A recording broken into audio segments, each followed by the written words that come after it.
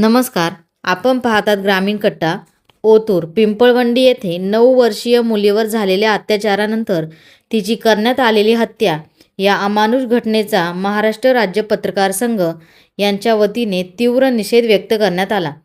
या घटनेच्या निषेधार्थ आज ओतूर पोलीस स्टेशन येथे निवेदन करण्यात आले आहे.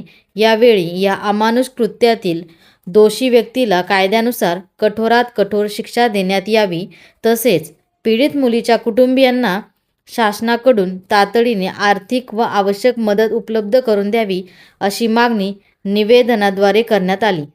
यावेळी महाराष्ट्र राज्य पत्रकार संघाच्या महिला अध्यक्ष रंजना घोलप, नयन डुमरे, संपर्क प्रमुख रवी गजे, शिवानी पन्हाळे, पत्रकार पूजा शिंदे आणि पत्रकार वैभव सस्ते उपस्थित होते.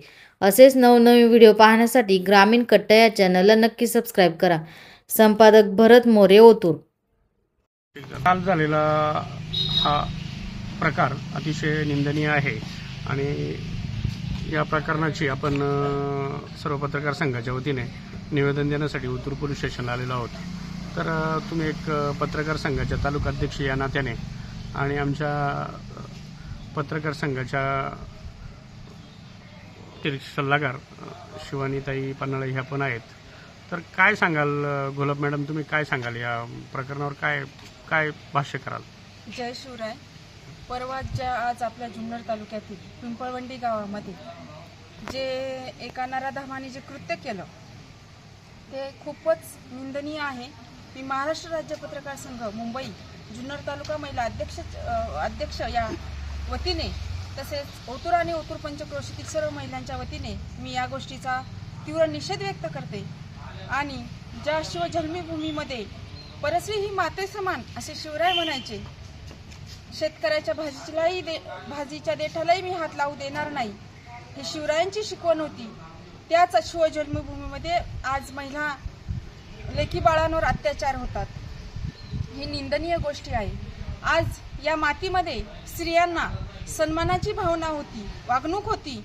त्याच आज शिवजन्मभूमीमध्ये आज एका नराधमाने आपल्या पिंपळवंडीच्या लेकीवर जो अमानुष अत्याचार करून तिचा खून केला, त्या नराधमाला कठोर शिक्षा व्हावी यासाठी आम्ही ओतूर पोलीस स्टेशनला निवेदन देण्यासाठी या ठिकाणी उपस्थित राहिलो आहोत.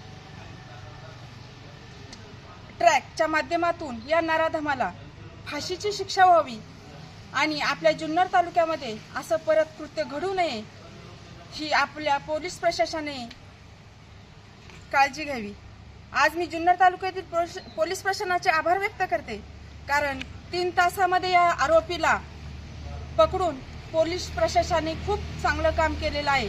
याही पुढील काळात त्यांनी असंच काम करत राहावं हीच त्यांना विनंती.